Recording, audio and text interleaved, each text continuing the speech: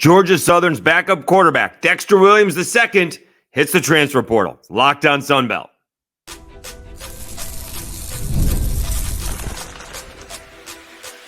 You are Locked on Sunbelt, your daily podcast on the Sunbelt Conference, part of the Locked on Podcast Network, your team every day. All right, Dave Schultz, Locked on Sunbelt, your team every day. Today's episode is brought to you by FanDuel. You can start the season with a big return on FanDuel. New customers can place a $5 bet, and you'll get started with $150 in bonus bets if you win your first $5 bet. Visit FanDuel.com to get started. We will also preview App State versus Coastal Carolina. And we do have a bunch of basketball games this week. ULM is actually playing LSU as I record this. Unbelievable. LSU's playing ULM. That topic's been covered. But there's a handful of ball games against Power 5 squads. All right. So the news came out this afternoon, earlier yesterday afternoon, as the case may be, that Dexter Williams II, Georgia Southern's backup quarterback, is hitting the transfer portal. And I thought about it right after I said it. Well, that's not going to attract people to come in to the broadcast, to the episode. Hopefully they do. Hopefully you are. The thing is, Dexter Williams II has, he, bailed out. Certainly the first time he did against Marshall, but he is responsible for 2 of the 3 biggest wins that Georgia Southern has this year. The ridiculous comeback, down by 20 against Marshall, and then finished off the comeback against South Alabama. J.C. French has gone out of the games twice so far. Maybe the South Alabama ball game was J.C. French's best ball game. Even the game that he had the 3 touchdowns against JMU, he still threw 3 interceptions.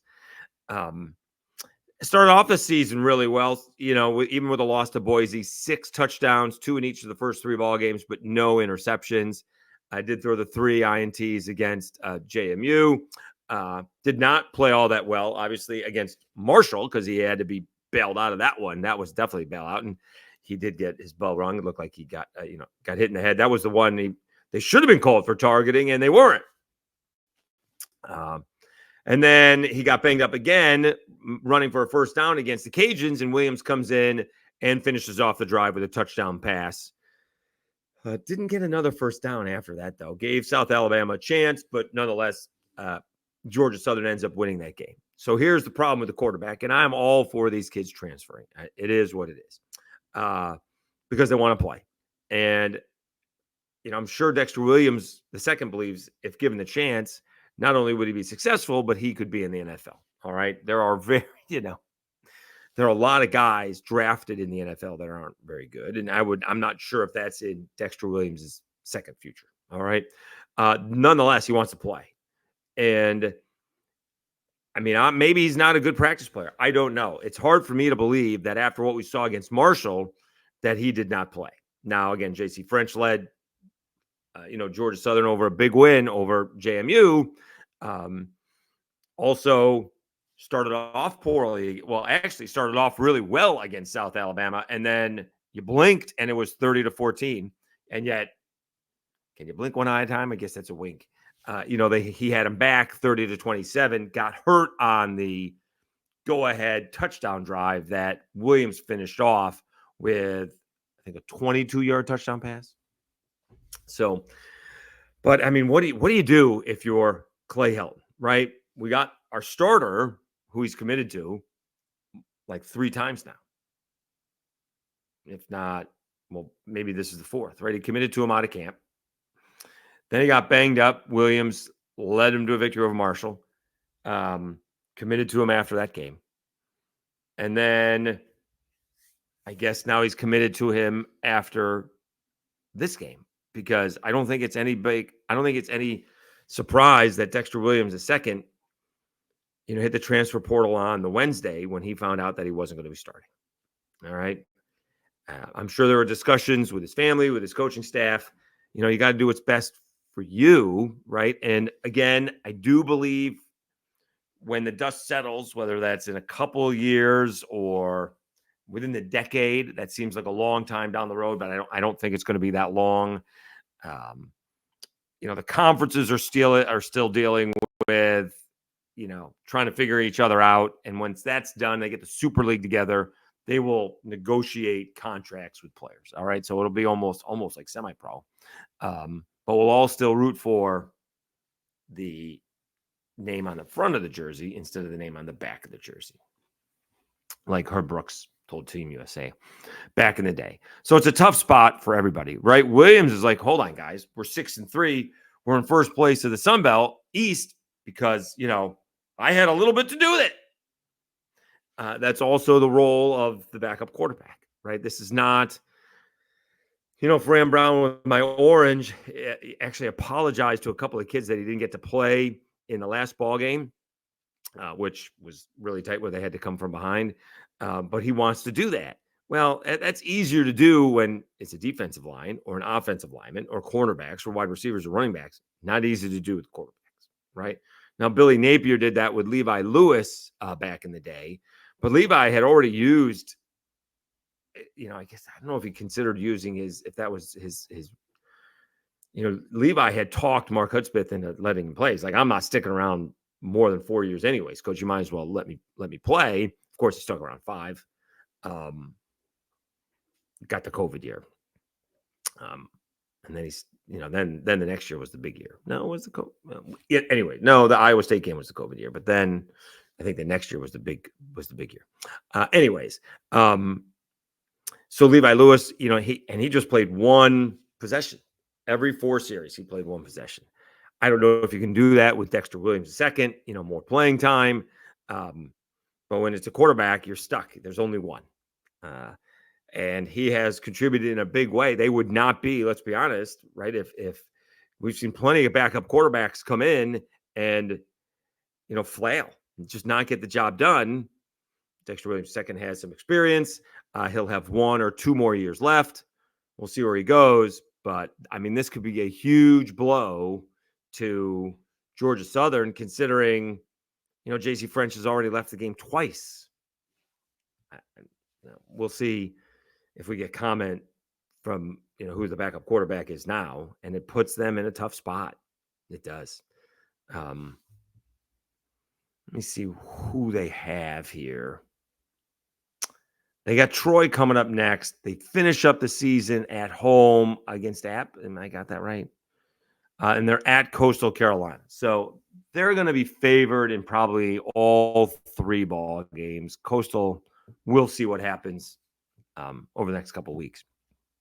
But they'll certainly be favored. They'll be favored against Troy. That's next weekend, and they'll be favored at home against App State. But you got a backup quarterback put in there, inexperienced backup quarterback. You got a whole different deal. I'm sure Clay Helton tried to talk him out of it,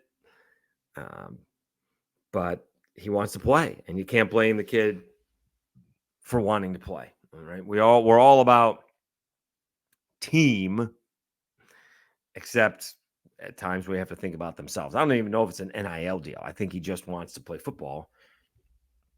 And if he's sitting behind J.C. French, who, again, he's looked pretty good against, if you want to say that.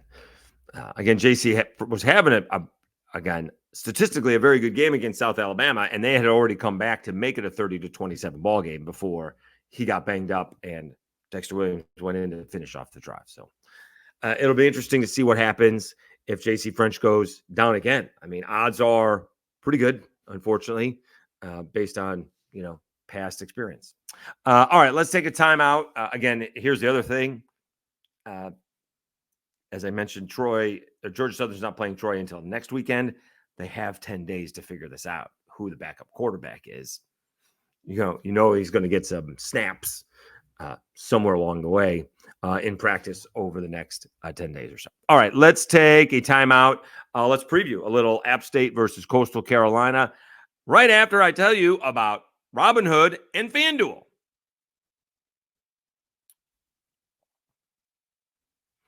With Robinhood Gold, you don't need a silver spoon to eat up the financial favors of the 1%. Robinhood Gold allows others to get the rates and perks usually reserved for the high society.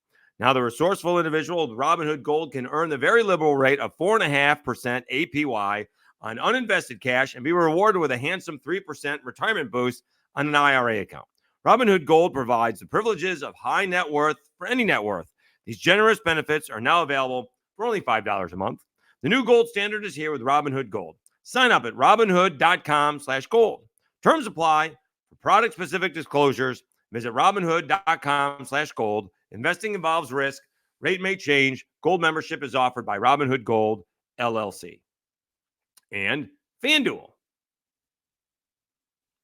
Get ready to tackle the NFL action with FanDuel, America's #1 sportsbook, because right now, new customers can bet $5 and get $150 in bonus bets if you win. The FanDuel Sportsbook app gives you everything you need to place live bets on the NFL all in one place. So when you get a hunch in the middle of the game, you can check out the latest stats, view live play-by-play, and so much more on the same page where you place your bets. Just visit FanDuel.com to join today. You'll get started with $150 in bonus bets if you win your first $5 bet. That's FanDuel.com. Never waste a hunch and make every moment more with FanDuel, an official sportsbook partner of the NFL.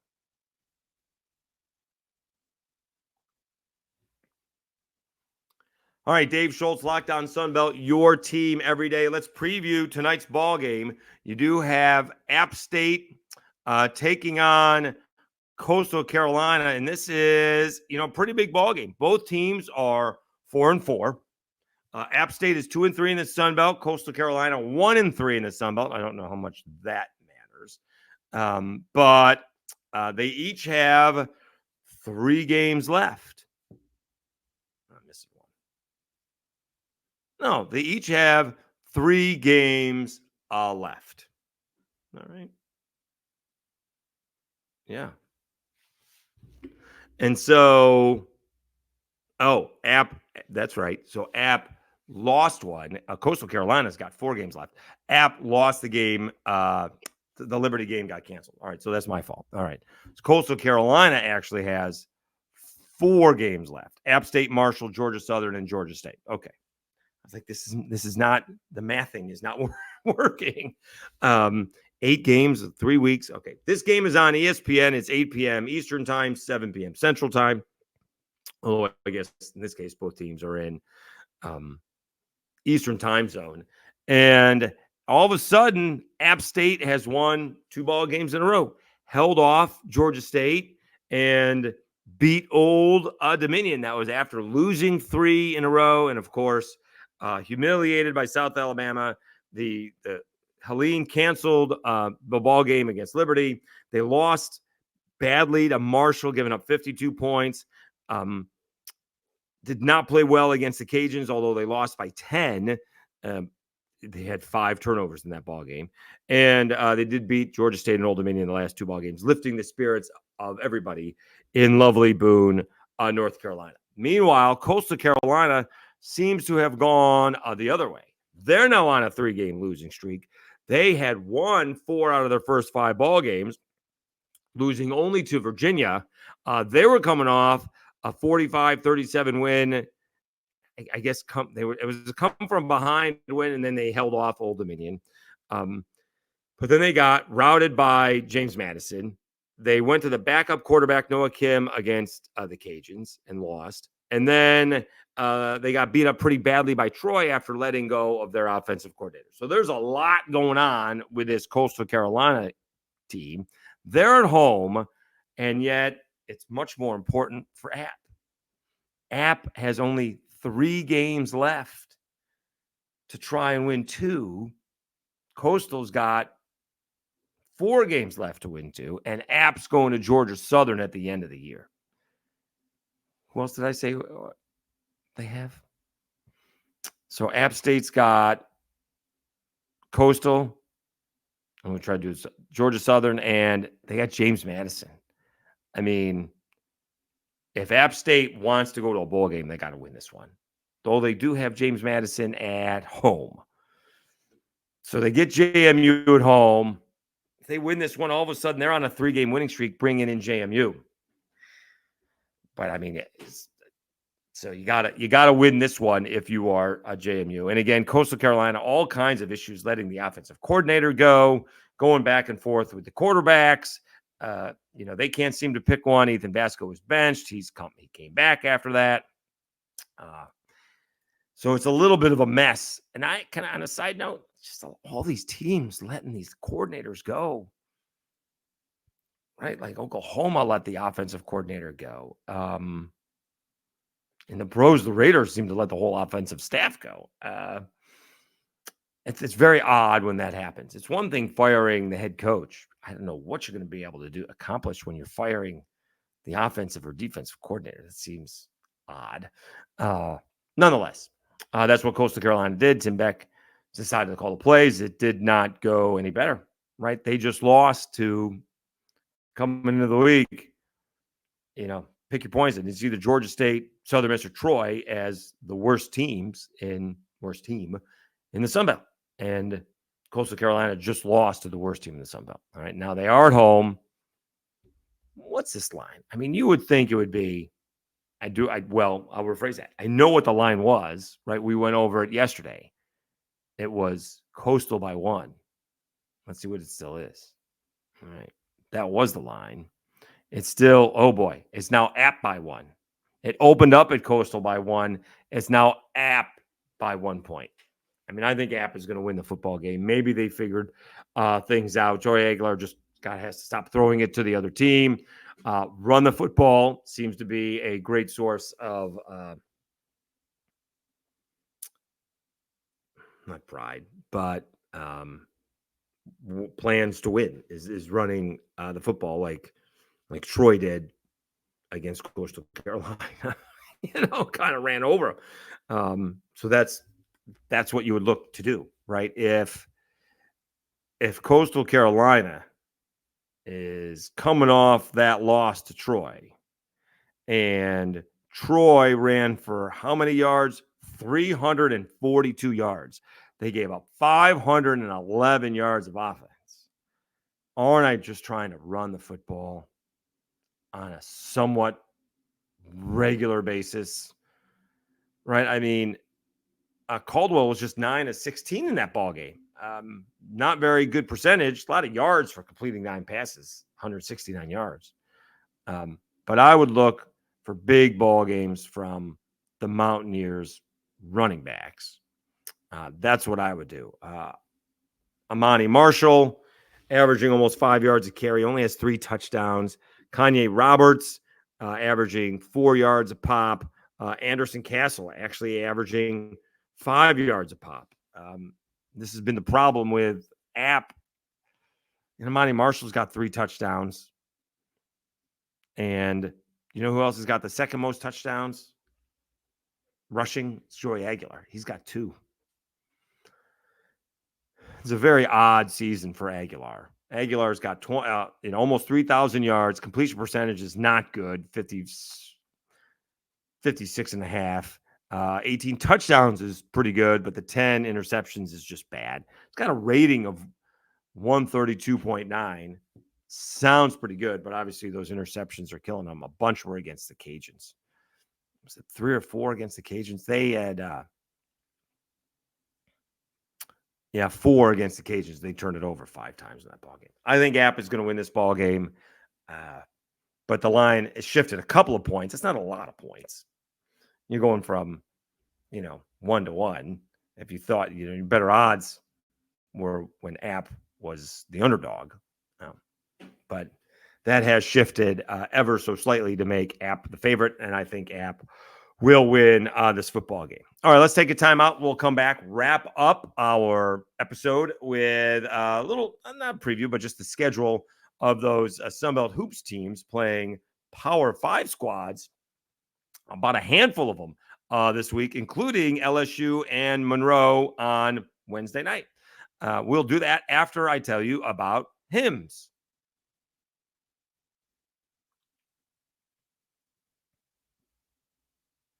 Guys, ever feel like you need a little boost in the bedroom? It's time you stop worrying about your performance and get Hims so you can feel confident knowing you can get hard and stay hard whenever you're in the mood. Hims is changing men's healthcare by providing you with access to affordable sexual health treatments from the comfort of your couch. Hims provides access to a range of doctor-trusted ED treatments like chewable hard mints and Viagra and Cialis, and they're generics for up to 95% cheaper. The process is 100% online, so there's no need for uncomfortable doctor's visits. Just answer a series of questions on their site, and a medical provider will determine the right treatment option. If prescribed, your medication ships directly to you in discreet packaging for free. No insurance is needed, and one low price covers everything from treatments to ongoing care. With hundreds of thousands of trusted subscribers, HIMS can help find the ED option that works for you. Start your free online visit today at hims.com/lockedon. That's HIMS.com/lockedon for your personalized ED treatment options. hims.com/lockedon. The products mentioned are chewable compounded products which are not approved by or verified for safety or effectiveness by the FDA. Prescriptions require an online consultation with a healthcare provider who will determine if appropriate. Restrictions apply. See website for details and important safety information. Subscription required. Price varies based on product and subscription plan.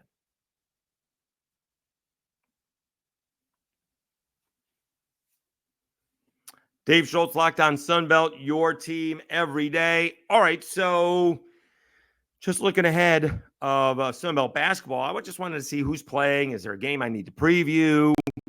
And who's playing who? When was the next time? The Cajuns or South Alabama? Teams that I've covered personally were playing. But then all of a sudden you see we got more than a couple of Power 5 matchups. LSU is hosting ULM. That's ULM. How convenient. So they're playing on a Wednesday night. So we, not going to give away the score, but you can find out all of the recap on your own on that one. On Friday, by the way, you got a nice little matchup here. UAB basketball is hosting Southern Miss. I like that one. That's on Thursday, not Power 5. I get it. But then you have Alabama's taking on Arkansas State. That's again Alabama hosting their former assistant coach Ryan Hodgson is coming back. I think they played last year too, so it's pretty cool that Alabama is doing that. A lot of people, if it's not UConn, is thinking Alabama may win the championship this year. And Arkansas State's supposed to be pretty good this season, right? Did get a win the other night, but we'll see how they do in year 2 against Alabama under Brian Hodgson. But that's 2 Power 5 schools. Georgia State is taking on Mississippi State. That's Friday. That's 3. That's pretty cool. And let's see, on Saturday, Old Dominion is going to Arizona. That's 4. Arizona 10th in the nation. And on Sunday, App State's going to play Wisconsin. That's 5 Power 5 games this week. That's pretty good. They got the Sunbelt MAC matchup challenge behind them, and now they're playing some big-time schools. All right? I mean, those are brand names, all of them. And so Cajuns seem to have that issue, can't get that done. South Alabama does a good job of playing Alabama and Auburn like every other year, right? And both those schools, by the way, have went down to Mobile. And that's, I know there's a recruiting aspect of that, but that's still pretty neat, right? Bruce Pearl, he didn't even agree to it. It was the coach before agreeing to the game. And Bruce Pearl said, we'll go down there and play. The biggest crowd that I ever saw at the Mitchell Center, and Auburn was ahead in that ball game the whole game, and Isaac Okoro had to save him. I think he may have gotten 2 offensive rebounds and got fouled, making both free throws to give Auburn the win by a 1. Yeah, like South Alabama had taken the lead incredibly late, and it was just it was a fabulous atmosphere. And Alabama came down. That wasn't much of a game. I think South Alabama made a little bit of run. And I don't think Alabama was really threatened in that ball game, but they made a little bit of run in that one. So, and again, it's sad to say, but it is true. When you get that Power 5 school coming into a place like Mobile, you're going to have Alabama and Auburn fans there. It's It is what it is. So pretty cool. Cajuns seem to have that issue. They can't play a Power 5 school at home for sure. They can't even play LSU at LSU, right? I mean, LSU plays the Cajuns in baseball and softball and golf. Won't play them in football and won't play them in basketball. Not at all. It is, again, it is what it is. It's sad. I don't think there's any animosity between the two current head coaches. My understanding is they had a scrimmage, I think, before last season. One of those, non-publicized practice scrimmages, right? We got to play somebody before we do this. And if you guys want to come over here or we'll go over there, we'll do it. So I don't know where it was, but I think they did it a couple years ago. But I think it's pretty cool. We'll see. Who do we think has a shot here? I don't know. It'll be interesting to see. It's tough for Arkansas State, right? They're one of the best teams in the Sun Belt, but Alabama's one of the best teams in the nation. Old Dominion had a tough time with Buffalo. In fact, they lost to Buffalo. Buffalo picked to finish last in the MAC, so I'm not sure about that. App is actually coming off a loss, right, at home to Miami of Ohio. So going on the road to beating Wisconsin is not going to be easy. So there is, it's going to be tough to get one of those Power 5 wins. But you never know. You never know. We have seen it before. Right? We have certainly seen it before from the Sun Belt, knocking off some Power 5 teams. The teams that they're playing are tough. All right. So we shall see. All right, we're still going. 1,606 subscribers. Really appreciate it. We will come back tomorrow. We'll recap the Coastal Carolina and App State ball game, and we'll preview the rest of the weekend's action coming up in the Sun Belt. Georgia Southern is off. Cajuns hosting Arkansas State, and that sneaky ULM team hosting Texas State. There's a lot on the line this week. And you got the App State Coastal Ball game as well. Again, thank you so much for tuning in. You've been watching Locked On Sun Belt, your team every day.